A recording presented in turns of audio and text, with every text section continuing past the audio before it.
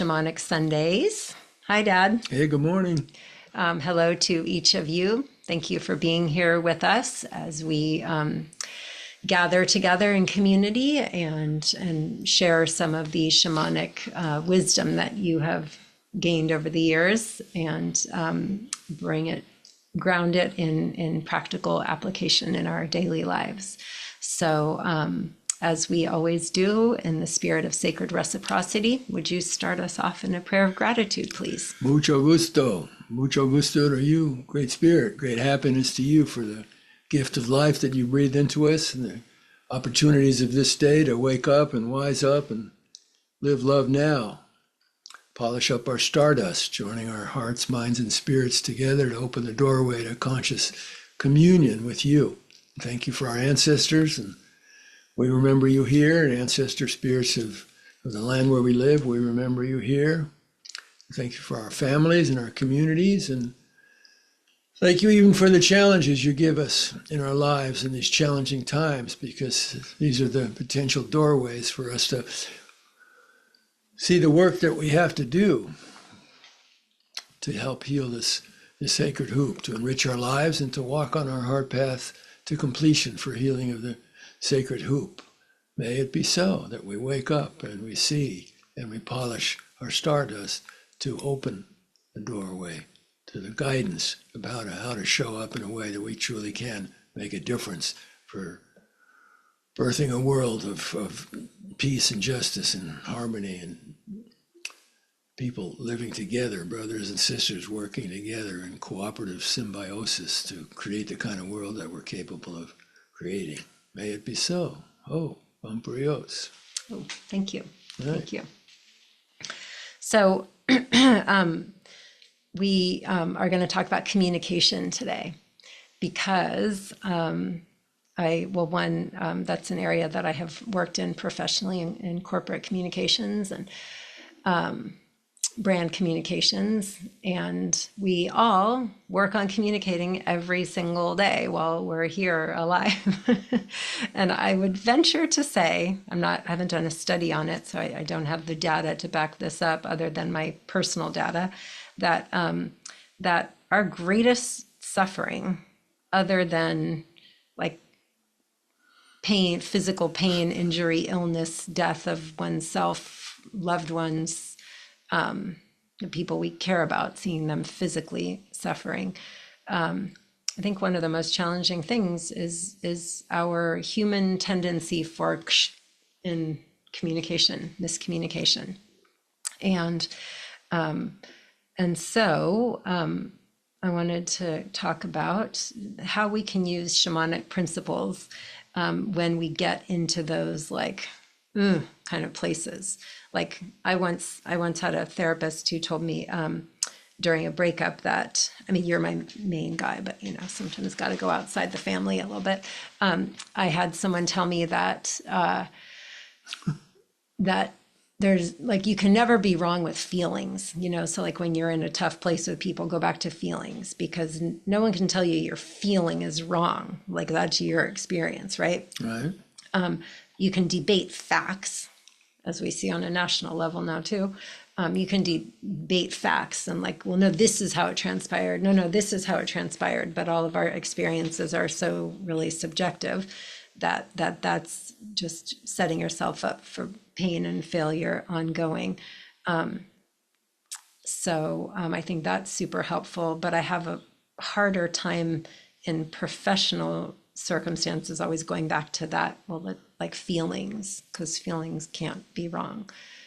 So I guess I'm asking it more from a professional perspective, but it all ties together. So circling back up, the question would be about how we can use shamanic principles when we get into tough communication places where there's a breakdown in communication. Okay, well, it's helpful to remember to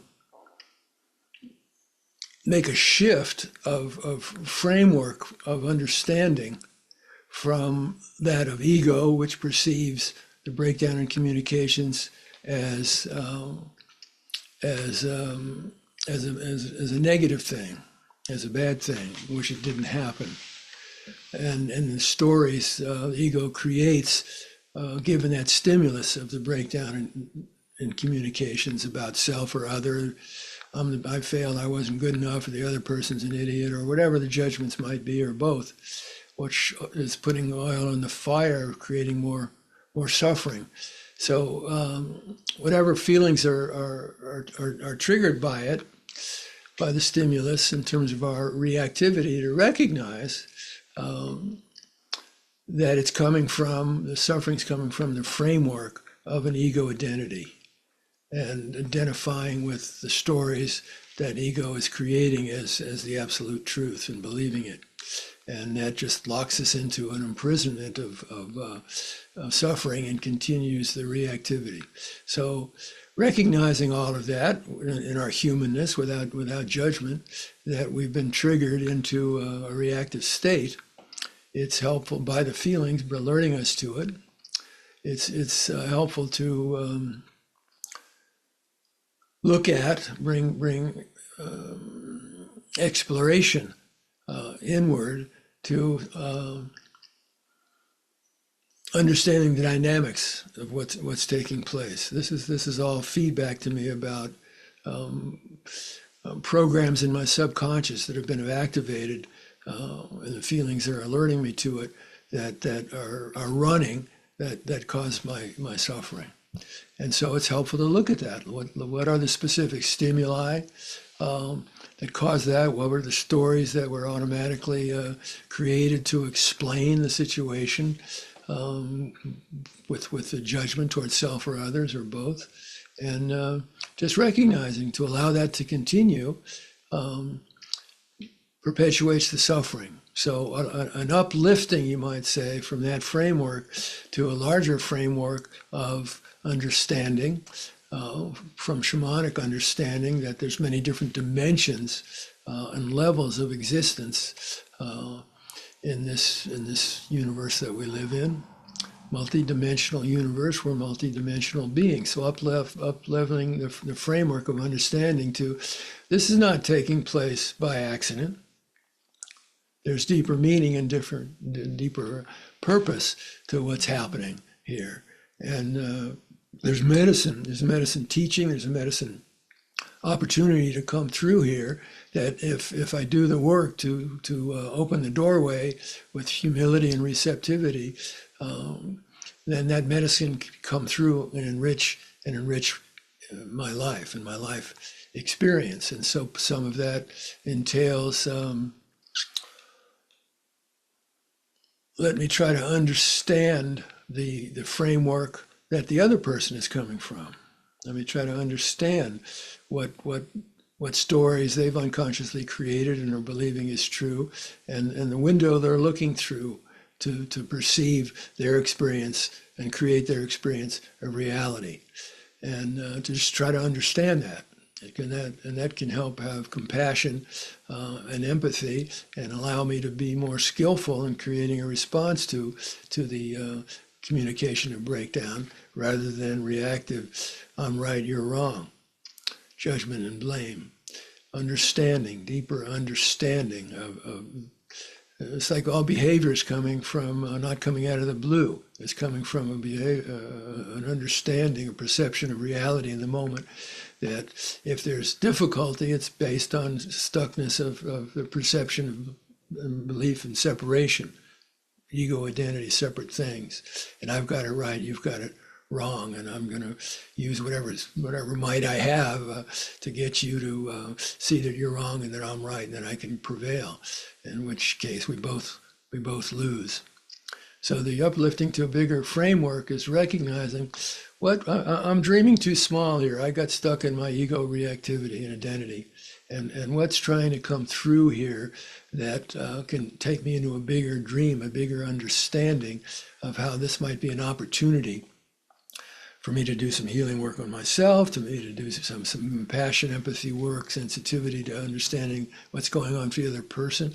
And bottom line, what are the needs that are trying to be met here for each of us that aren't being met. And so we're frustrated and we're in reactivity towards ourselves, toward the other person. What are the needs that are trying to be met? And what do I need to do? What can I do? What I might be able to do to free myself up from my own ego reactivity, open up to Spirit's presence? And how can I be a channel for healing, light, and love into this other person, myself, and the situation, welcoming it?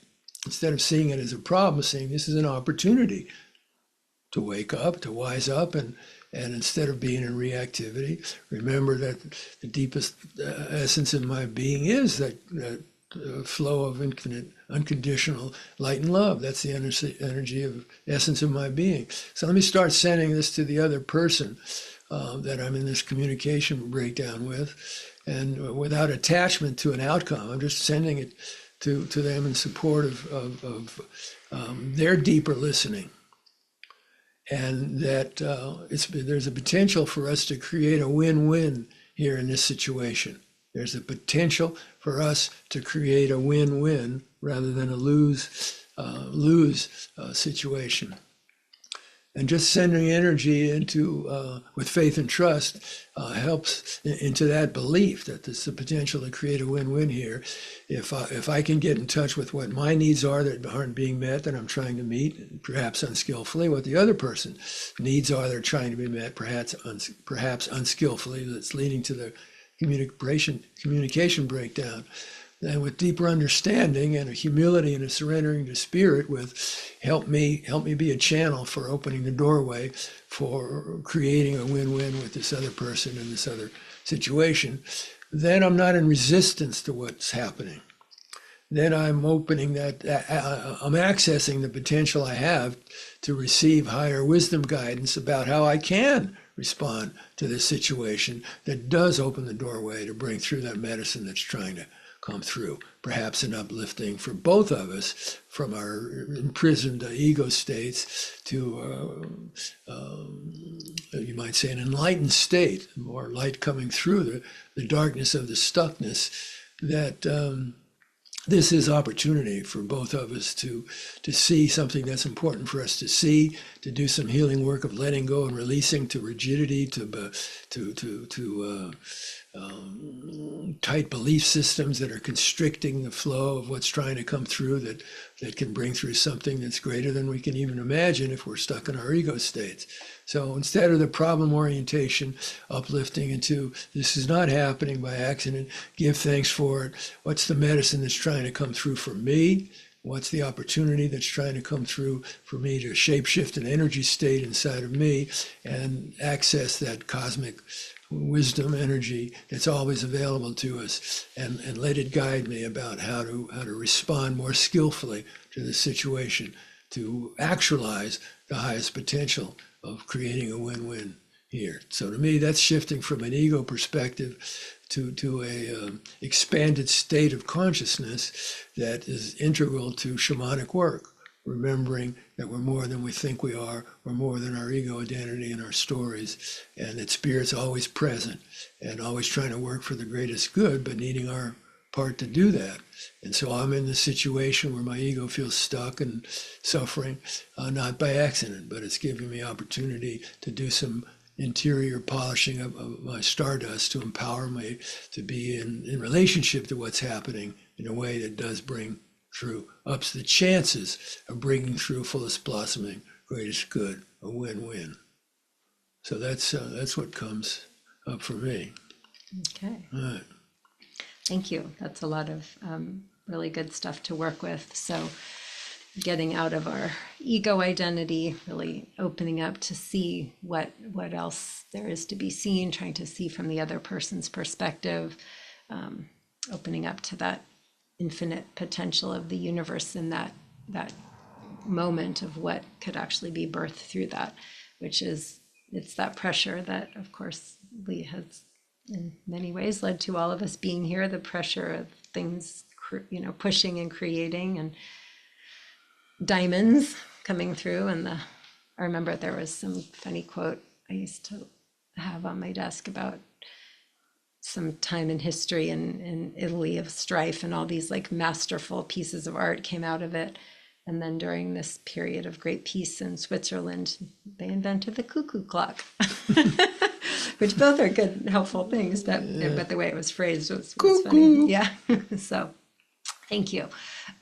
So what are some like really practical things that we could take into the week ahead for the small chance that there could be some of those kind of communications? It's funny, I'm just thinking last week I was doing with my hands all the opening up and this week I'm going like that. So anyway, so some practical tools to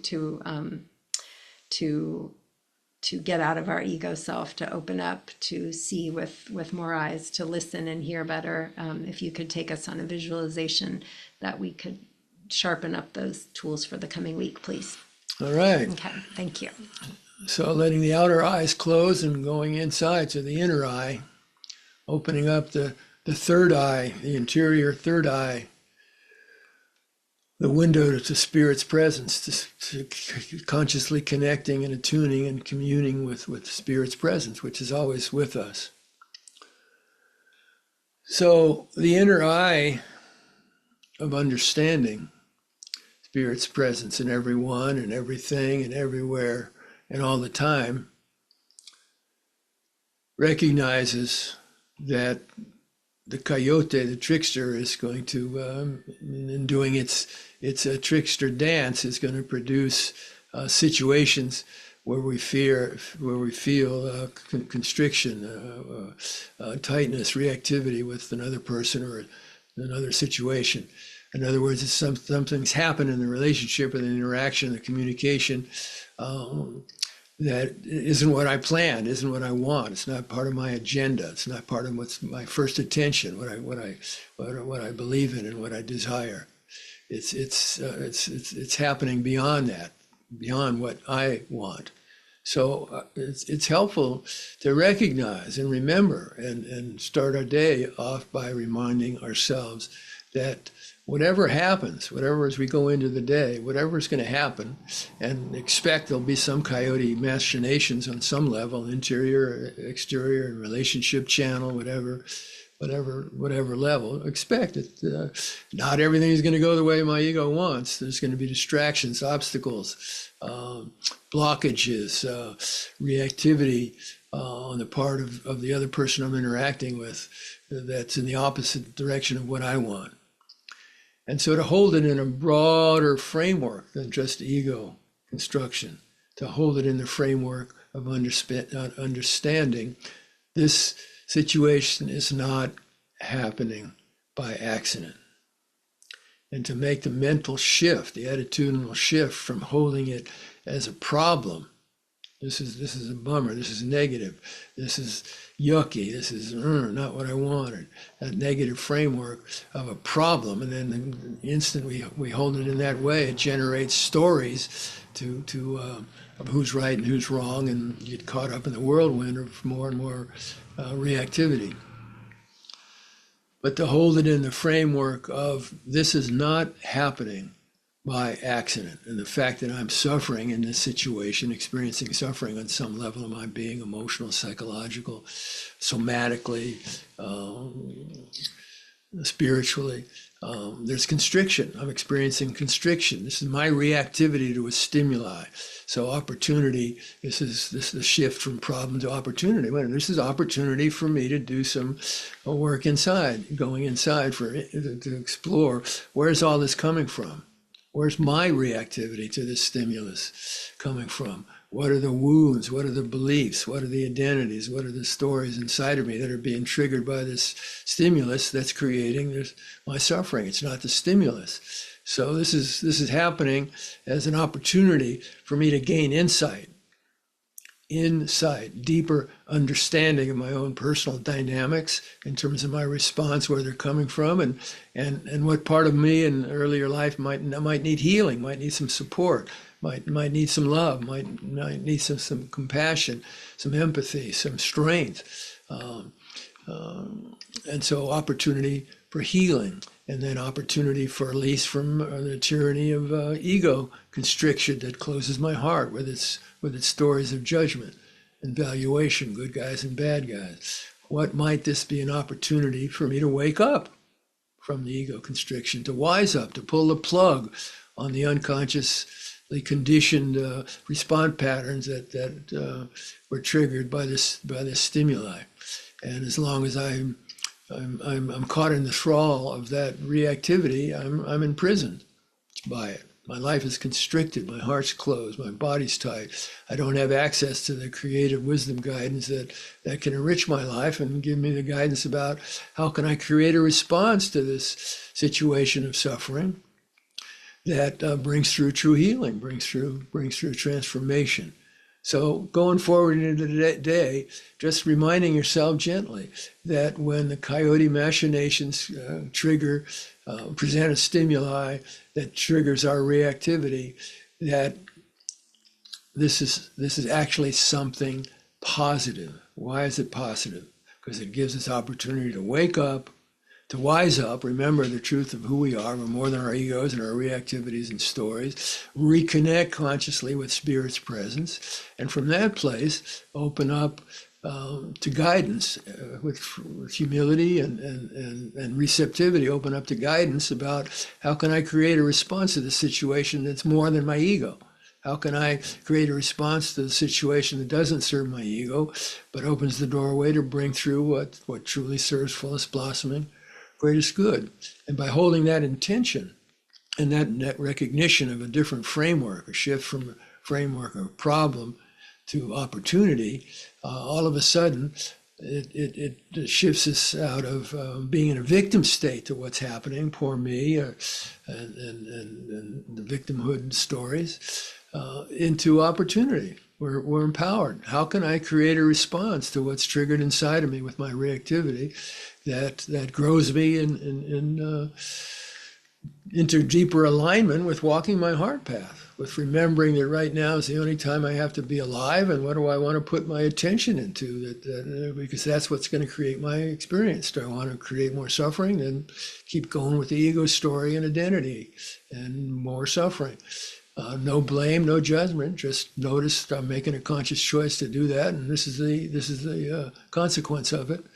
And I have the opportunity with every breath that comes in from Spirit, from the universe, cosmic consciousness flowing into me, to make a new decision about how I want to use this gift of life and fuel that comes in with the breath, to instead create pain and suffering, opening my awareness to Spirit's presence, to love's presence, and how I have opportunity to respond to this situation from a higher level that doesn't serve ego, but serves Spirit and gratitude. Just when you feel yourself triggered into the reactivity, put a stick in the spoke and immediately say, "Oh, thank you for this.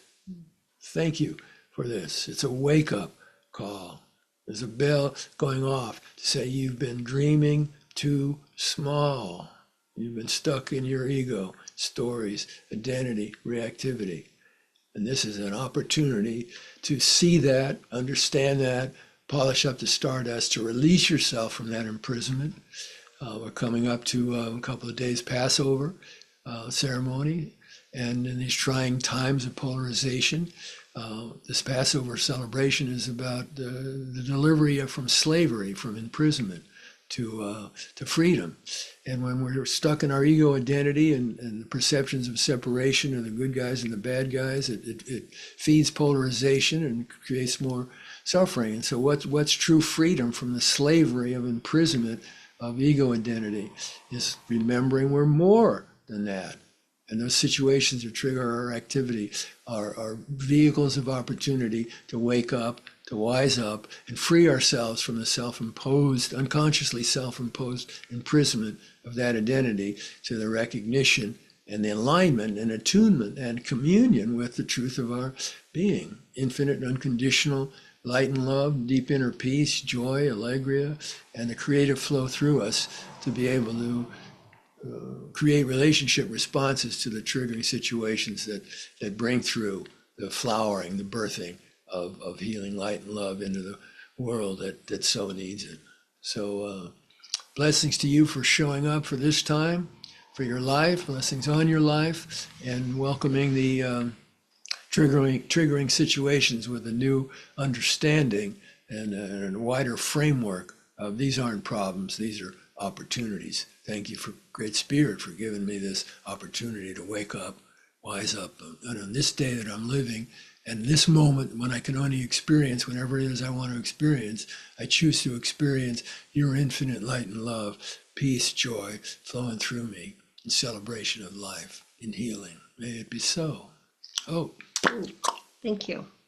I love the visualization of when you feel the spinning and the stuckness, the situation in your mind getting out of control, put a stick in the spoke and stop that and use that as a moment to like get off that spinning bicycle and take a deep breath and say, how else could I show up for this? How else could I hold this and see this and respond? So thank you as always. Well, thank you. And thank you all for being here, and have a great, great, great week ahead. And thank you again for joining us for Shamanic Sundays. We'll see you next Sunday. Bye. 10 a.m. Pacific time. Take care. Bye. Send us questions if you have questions ahead of time. Okay.